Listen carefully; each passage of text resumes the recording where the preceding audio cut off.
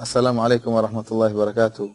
Alhamdulillah, segala puji dan syukur kita panjatkan kehadirat Allah Subhanahu wa taala. Salawat dan salam senantiasa semoga tercurahkan kepada suri teladan kita Nabi Muhammad sallallahu alaihi wasallam. Para pemirsa yang dirahmati oleh Allah Subhanahu wa taala, bulan suci Ramadan merupakan bulan yang penuh dengan kemuliaan. Bulan yang mengajarkan kita banyak nilai-nilai ibadah. Di antaranya bulan suci Ramadan mengajarkan kita untuk bersabar. Seorang yang berpuasa, dia harus menyabarkan dirinya untuk meninggalkan perkara-perkara yang dia syahwatkan. Dia harus meninggalkan minuman, makanan, bahkan berhubungan dengan istrinya, harus dia tinggalkan. Semuanya demi Allah Subhanahu wa taala. Perhatian ini melatih seorang muslim untuk bersabar tatkala menghadapi hal-hal yang mungkin tidak disukai oleh syahwatnya atau tidak disukai oleh nafsunya. Oleh karenanya, jikalau kita ditimpa dengan musibah-musibah yang tidak kita sukai, hendaknya kita bersabar. Dan kita yakin bahwasanya segalanya telah ditakdirkan oleh Allah Subhanahu wa taala.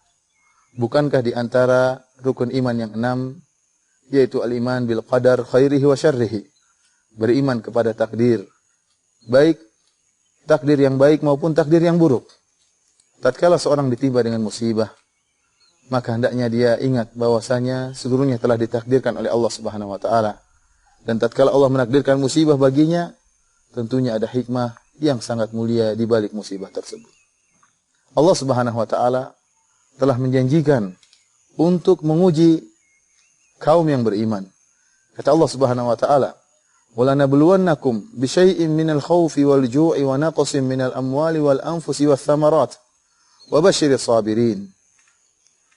Dan sungguh kami akan menguji kalian, yaitu orang-orang yang beriman, bisyai'in minal khauf, dengan sedikit ketakutan, wal ju' dan rasa lapar, wa naqsin dan kekurangan, minal amwal wal anfusi wath thamarat, baik kekurangan harta maupun kekurangan jiwa maupun kekurangan hasil tumbuh-tumbuhan.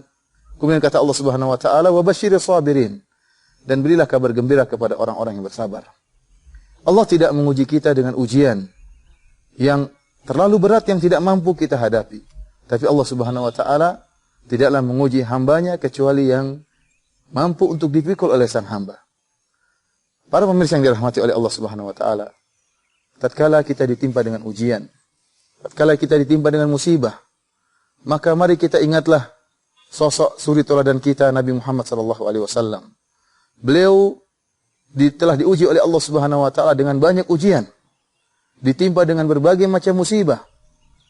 Rasa lapar, rasa takut, kekurangan harta, kekurangan jiwa, hilangnya kekasih-kasih yang beliau cintai. Semuanya pernah dialami oleh Rasul kita sallallahu alaihi wasallam. Adapun rasa takut, sungguhnya Rasulullah sallallahu alaihi wasallam pernah hendak dibunuh atau hendak ingin dibunuh oleh orang-orang kafir Quraisy. Orang-orang kafir Quraisy, mereka mengumpulkan seluruh para pemuda dari berbagai macam kabilah.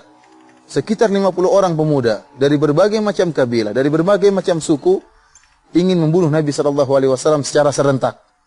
Mereka bermaksud mengumpulkan kabilah yang banyak ini agar jika Nabi SAW terbunuh, maka darahnya tersebar di kabilah-kabilah ini. Sehingga kabilah Nabi SAW, suku Nabi tidak bisa menuntut balas dendam. Akhirnya terkumpulkanlah 50 orang pemuda, yang setiap pemuda tersebut menghunuskan pedang, siap untuk menumpahkan darah Nabi SAW. Maka datanglah mereka beramai-ramai mengepung rumah Nabi SAW. Ini adalah perkara yang sangat menakutkan. 50 orang pemuda dengan pedang yang terhunus dan ingin mengeroyok Nabi sallallahu alaihi wasallam dan ingin serentak membunuh Nabi sallallahu alaihi wasallam. Akan tapi Nabi sallallahu alaihi wasallam menghadapi tantangan tersebut dengan tenang sehingga akhirnya Allah Subhanahu wa taala menolong Rasulullah sallallahu alaihi wasallam. Rasa takut yang lain yang pernah ditimpa oleh Nabi sallallahu alaihi wasallam dan sahabatnya, Abu Bakar radhiyallahu taala anhu. Tatkala Nabi sallallahu alaihi wasallam dan Abu Bakar ingin pula dibunuh oleh orang-orang kafir Quraisy. Bahkan orang-orang kafir Quraisy memberikan tawaran hadiah yang besar bagi siapa saja yang bisa membunuh Nabi sallallahu alaihi wasallam atau Abu Bakar radhiyallahu taala anhu. Maka Nabi sallallahu alaihi wasallam dan Abu Bakar harus keluar dari kota Mekah berhijrah menuju kota Madinah. Dan orang-orang kafir Quraisy terus berlomba-lomba untuk bisa membunuh Nabi dan Abu Bakar radhiyallahu taala anhu. Akhirnya Nabi SAW dan Abu Bakar harus sembunyi di sebuah goa yang dikenal dengan Goa Thur, di Jabal Thur. Tatkala itu pasukan orang-orang kafir Quraisy sudah tiba di mulut goa di Jabal Thur, di Gunung Thur. Maka tatkala itu Abu Bakar radhiyallahu taala anhu pun takut karena orang-orang Quraisy sudah berada di mulut goa. Apa kata Abu Bakar radhiyallahu taala anhu? "Lau absara ahaduhum ila tahta qadamai la absarana." Kalau seandainya salah seorang dari mereka melihat ke arah kaki mereka, maka mereka akan melihat kita. Rasa takut yang meliputi hati Abu Bakar radhiyallahu taala anhu. Akan tapi Rasulullah sallallahu alaihi wasallam menghadapi semuanya dengan tenang dengan berkata, "Ya Abu Bakar, ma dhannuka bisnaini Allahu thalithuhuma." Wahai Abu Bakar, bagaimana menurutmu dengan dua orang yang Allah adalah ketiganya? Tentunya Allah akan menolong mereka. La tahzan innallaha ma'ana. Kata Nabi sallallahu alaihi wasallam, jangan kau sedih, sungguhnya Allah bersama kita. Lihatlah, inilah rasa takut yang pernah dialami oleh Rasulullah sallallahu alaihi wasallam. Rasulullah sallallahu alaihi wasallam juga pernah diuji dengan rasa lapar. Suatu saat Rasulullah SAW keluar dari rumahnya karena lapar, mencari makanan. Tiba-tiba Rasulullah SAW bertemu dengan Abu Bakar. Ternyata Abu Bakar juga keluar karena mencari makan. Tiba-tiba Rasulullah SAW juga bertemu dengan Umar bin Khattab. Ternyata ketiga-tiganya keluar karena kelaparan. Inilah yang pernah dialami oleh Nabi kita Rasulullah SAW. Oleh karenanya Aisyah radhiyallahu taala anha pernah berkata, "Ra'ainal hilal, thumma ra'ainal hilal, thumma ra'ainal hilal, salasatu ahillatin fi syahrain." Kami melihat hilal, kami melihat hilal, kami melihat hilal, 3 hilal dalam 2 bulan. Dan tidak ada satupun yang dimasak, tidak ada api yang dinyalakan di rumah Rasulullah SAW. Rasulullah hanya makan butiran korma dan minum air putih. Bagaimana rasa lapar yang dialami oleh Nabi SAW? Suatu saat tatkala Nabi SAW dalam perang Khandaq, Nabi SAW sedang menggali parit bersama para sahabat, parit yang sulit untuk digali. Kita tahu bagaimana tanah kota Madinah yang begitu keras. Rasulullah SAW harus menggali parit Khandaq yang jaraknya 4 meter dan dalamnya 4 meter dengan jarak yang jauh sekali, dengan panjang yang sangat jauh. Tatkala itu para sahabat kelaparan, tidak ada makanan, maka para sahabat pun mengikatkan batu, sebutir batu di perut-perut mereka untuk menahan rasa lapar yang mereka rasakan. Mereka pun mengadu kepada Nabi SAW tentang rasa lapar yang mereka dapati. Kemudian Nabi SAW membuka perutnya. Ternyata Nabi kita SAW juga sedang mengikat perutnya dengan batu. Bahkan 2 butir batu dia ikatkan di perutnya dalam rangka untuk menahan rasa lapar. Oleh karenanya Abdurrahman bin Auf radhiyallahu taala anhu pernah menangis tatkala dihidangkan sebuah roti yang terbuat dari gandum, terbuat dari syair. Maka dia pun menangis. Orang-orang di sekeliling Abdurrahman bin Auf radhiyallahu taala anhu berkata, "Wa ma yubkik?" Apa yang buat engkau menangis wahai Abdurrahman? Maka dia mengatakan, "Ma syabi'a Muhammad wala alu Muhammad min hadzal syair, min hadzal khubz." Sungguhnya Muhammad sallallahu alaihi wasallam tidak pernah kenyang karena makan roti ini. Demikian juga keluarga Muhammad tidak pernah kenyang karena roti ini. Inilah Rasulullah sallallahu alaihi wasallam yang pernah diuji dengan rasa lapar. Adapun mengenai kesedihan tentang hilangnya kekasih yang dicintainya, sanak keluarganya, maka sering dialami oleh Nabi sallallahu alaihi wasallam. Rasulullah sallallahu alaihi wasallam sejak kecil telah diuji oleh Allah Subhanahu wa taala. Lahir dalam keadaan tidak berayah. Sungguh perkara yang sangat menyedihkan. Tidak memiliki ayah. Kemudian ibunya meninggal tatkala beliau berumur 6 tahun. Tatkala beliau pulang dari bersafar bersama ibunya dari kota Mekah menuju kota Madinah, tatkala di suatu tempat yang namanya Abwa, maka sang ibu pun Aminah kemudian sakit parah. Dan sang anak yang masih kecil, Muhammad sallallahu alaihi wasallam, melihat bagaimana sakitnya sang ibu, melihat bagaimana ibunya yang sekarat dan menghadapi sakaratul maut. Seluruhnya disaksikan oleh 2 mata Muhammad sallallahu alaihi wasallam. Bagaimana kita bisa bayangkan kesedihan seorang anak kecil melihat ibunya meninggal di hadapan matanya. Kemudian tatkala Rasulullah SAW berdakwah, maka di awal dakwah beliau seluruh orang mendustakan Nabi sallallahu alaihi wasallam. Akan tapi istri beliau Khadijah radhiyallahu taala anha membantu suaminya dengan penuh pengorbanan dengan seluruh hartanya. Di saat Nabi sallallahu alaihi wasallam sangat butuh dengan bantuan sang kekasih, bantuan istrinya Khadijah, Allah Subhanahu wa taala memanggil Khadijah, mencabut nyawa Khadijah radhiyallahu taala anha, sehingga Rasulullah SAW tatkala sangatlah bersedih dengan meninggalnya istri yang sangat dia cintai, yang selama ini membantunya dengan seluruh harta, dengan seluruh perasaan dan seluruh kasih sayang dari sang istri. Kemudian setelah itu pamannya beliau yang bernama Abu Talib, yang selama ini membela Muhammad sallallahu alaihi wasallam. Sang paman tidak membiarkan seorang pun dari kafir Quraisy untuk mengganggu sang keponakan Muhammad sallallahu alaihi wasallam. Akhirnya sang paman pun meninggal dunia. Sehingga akhirnya tatkala itu Rasulullah sallallahu alaihi wasallam pun sangat bersedih ditinggal oleh Khadijah dan juga pamannya Abu Talib. Sehingga Rasulullah sallallahu alaihi wasallam pun berjalan dengan linglung, tidak sadar. Tiba-tiba beliau sudah berada di suatu tempat. Kenapa beliau sampai linglung? Karena kesedihan yang amat sangat. Sehingga para ulama tatkala itu menamakan tahun tersebut sebagai tahun kesedihan yang dialami Rasulullah sallallahu alaihi wasallam. Tatkala setelah itu beliau pun pergi ke Taif untuk berdakwah bersama ditemani oleh Zaid bin Harithah. Namun beliau akhirnya diusir oleh penduduk Taif. Bahkan tatkala beliau keluar dari kota Taif disambut dengan dua barisan. Buat apa menyambut Nabi sallallahu alaihi wasallam dengan lemparan batu? Anak-anak, orang-orang gila dikumpulkan. Untuk apa? Untuk melempar Nabi sallallahu alaihi wasallam, untuk menghinakan Nabi sallallahu alaihi wasallam. Maka mereka pun melempar Nabi dengan kerikil-kerikil, dan Zaid bin Harithah radhiyallahu taala anhu berusaha untuk menangkis batu-batu tersebut, akan tetapi beliau tidak mampu, sehingga masih banyak kerikil yang melukai Nabi sallallahu alaihi wasallam dan menumpahkan darah Nabi sallallahu alaihi wasallam. Kalau kita bicara tentang anak-anak, kita tahu betapa sedihnya seorang ayah yang kehilangan anaknya. Seorang ibu yang kehilangan satu orang anaknya sangat sedih. Akan tetapi Nabi sallallahu alaihi wasallam seluruh anaknya, beliau memiliki 7 orang putra dan putri. 6 seluruhnya meninggal tatkala beliau masih hidup sallallahu alaihi wasallam. Kecuali Fatimah. Fatimah meninggal setelah wafatnya Rasulullah sallallahu 6 bulan setelah wafat Nabi sallallahu alaihi wasallam. Putra beliau Abdullah dan Qasim meninggal di hadapan Nabi sallallahu alaihi wasallam. Kemudian putri-putri beliau, Ummu Kalsum, Ruqayyah, Zainab, seluruhnya meninggal di hadapan Nabi sallallahu alaihi wasallam. Nabi sallallahu alaihi wasallam yang mengkafankan, Nabi sallallahu alaihi wasallam yang menguburkan putri-putrinya. Kita bisa bayangkan bagaimana sedihnya Rasulullah sallallahu alaihi wasallam.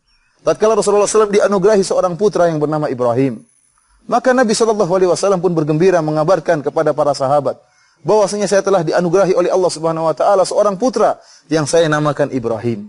Akan tetapi ternyata kegembiraan Nabi sallallahu alaihi wasallam tidak bertahan lama. Tatkala sang putra berumur 2 tahun, maka sakit keras dan berada di pangkuan Nabi sallallahu alaihi wasallam. Kemudian sang putra yang sangat dicintai oleh Rasulullah sallallahu alaihi wasallam meninggal di pangkuan Nabi sallallahu alaihi wasallam. Maka tatkala itu Rasulullah sallallahu alaihi wasallam sangat bersedih sampai akhirnya beliau pun meneteskan air mata. Beliau berkata, Innal aina la tadma. Sungguh mata meneteskan air mata. Wa innal qalba la yahzan. Dan sungguhnya hati sangat bersedih. Wala naqulu illa ma yurdi rabbana. Akan tapi kami tidak mengucapkan kecuali yang mendatangkan keridhaan Allah Subhanahu wa taala. Wa inna bi firaqika ya Ibrahim la mahzunun. Dan kami sungguhnya sangat bersedih dengan kepergian engkau wahai putraku Ibrahim. Inilah Nabi sallallahu alaihi wasallam. Ya, betapa banyak ujian yang dihadapi oleh Nabi sallallahu alaihi wasallam. Belum lagi ujian dalam dakwah. Nabi sallallahu alaihi wasallam dituduh dengan orang gila, dicap dengan tuduhan-tuduhan yang sangat buruk. Dikatakan sebagai orang gila, dikatakan sebagai dukun, dikatakan sebagai penyair, dikatakan sebagai orang sinting. Ini tidak mudah yang kita hadapi, tidak mudah sebagaimana yang kita bayangkan. Ujian yang sangat berat yang dihadapi oleh Nabi sallallahu alaihi wasallam. Para pemirsa yang dirahmati oleh Allah Subhanahu wa taala. Tatkala Nabi sallallahu alaihi wasallam berdakwah, dimusuhi oleh orang yang paling dekat dengan dia, pamannya sendiri, saudara ayahnya Abu Lahab, memusuhi sang keponakan Muhammad sallallahu alaihi wasallam. Tatkala Nabi sallallahu alaihi wasallam di musim haji, orang-orang berdatangan di Mina. Maka Nabi sallallahu alaihi wasallam ingin mendakwahi mereka. Sampai-sampai Rasulullah SAW merendahkan dirinya mengatakan, "Hal min rajulin yahmiluni ila qaumihi, fa inna Quraisyan mana'uni an uballigha kalama Rabbi." Apakah ada orang yang mau mengajak aku untuk berdakwah di kaumnya? Sungguhnya orang-orang Quraisy melarangku untuk menyampaikan firman Allah Subhanahu wa taala. Sampai-sampai Nabi sallallahu alaihi wasallam merendahkan dirinya dan mengharap ada orang yang mengantarnya untuk berdakwah di kabilah-kabilah Arab. Kata Nabi sallallahu alaihi wasallam, "Fa inna Quraisyan mana'uni an uballigha kalama Rabbi." Sungguhnya orang-orang Quraisy telah melarangku untuk menyampaikan firman Allah Subhanahu wa taala. Maka pergilah Nabi sallallahu alaihi wasallam ke setiap kabilah yang datang di Mina untuk berhaji. Nabi SAW mendakwakan Islam kepada mereka. Akan tapi ternyata sang paman Abu Lahab, la'natullah alaih, Abu Lahab senantiasa menguntit dan mengekor Nabi SAW. Begitu Nabi SAW berdakwah menyampaikan Islam, maka sang paman pun berdiri dan mengatakan, jangan kalian ikuti hadza sabi', jangan kalian ikuti keponakanku. Ini adalah orang yang keponakanku telah keluar dari adat nenek moyangnya. Sehingga Nabi SAW pun tidak memperdulikan sang paman. Rasulullah SAW pun pergi ke kabilah yang lain. Akan tapi sang paman Abu Lahab tetap mengekori dan menguntit Nabi SAW. Setiap Nabi berdakwah, maka dia pun mengucapkan kalimat yang sama. Jangan kalian ikuti sang pemuda ini. Dia adalah sabi', orang yang telah keluar dari agama nenek moyangnya. Inilah para pemirsa yang dirahmati oleh Allah Subhanahu wa taala, ujian yang dihadapi, sebagian kecil dari ujian yang dihadapi oleh Nabi kita SAW. Karenanya, tatkala seorang hamba diuji dengan berbagai ujian, ingatlah bahwasanya sosok yang paling dicintai oleh Allah, Muhammad SAW juga pernah diuji. Maka ini akan berikan tasliyah, akan menghibur dirinya. Rasulullah SAW bersabda dalam satu hadis, Asyadun nasi bala'an al-anbiya. Orang yang paling besar ujiannya adalah para nabi. Thumma salihun, kemudian orang-orang saleh. Thumma al-amsal fal-amsal, kemudian yang berikutnya dan yang berikutnya. Yubtala ar-rajulu ala qadri imanihi. Seorang diuji berdasarkan keimanannya, berdasarkan ukuran kadar keimanannya. In kana fi imanihi salabatun zida fi balaihi. Kalau ternyata dalam keimanannya sangat kuat, maka Allah tambah ujiannya. Jika dia tegar tatkala menghadapi ujian, Allah tambah ujiannya. Wa in kana fi imanihi riqqatun khuffifa anhu. Dan tatkala imannya lemah, maka Allah akan ringankan ujiannya. Karenanya para pemirsa yang dirahmati oleh Subhanahu wa taala, jika ujian menimpa, jika musibah menerpa, maka bersabarlah. Sungguhnya demikian orang-orang yang beriman. Dia akan diuji oleh Allah Subhanahu wa taala. Ibarat pohon yang semakin tinggi, iman yang semakin tinggi, maka akan semakin kuat angin yang akan menerpanya. Akan tapi pohon tersebut akan semakin tegar dan semakin kuat menangkis angin yang kencang tersebut. Oleh karenanya kita senantiasa berhusnudzan kepada Allah Subhanahu wa taala. Jika ada ujian yang menimpa kita, kita katakan sebagaimana firman Allah Subhanahu wa taala, asa an takrahu syai'an wa huwa khairul lakum wa asa an tuhibbu syai'an wa huwa syarrul lakum. Bisa jadi engkau membenci sesuatu, akan tapi itu yang terbaik bagimu, dan bisa jadi engkau mencintai sesuatu, akan tapi itu buruk bagimu. Wallahu ya'lamu wa antum la ta'lamun. Allah yang lebih mengetahui dan kalian tidak mengetahui. Semoga puasa Ramadan ini melatih kita untuk senantiasa bersabar sehingga membentuk jiwa kita yang kuat dan bersabar dalam menghadapi segala ujian dari Allah Subhanahu wa taala. Demikian saja para pemirsa. Wassallallahu ala nabiyyina Muhammad wa ala alihi wa sahbihi wasallam. Assalamualaikum warahmatullahi wabarakatuh.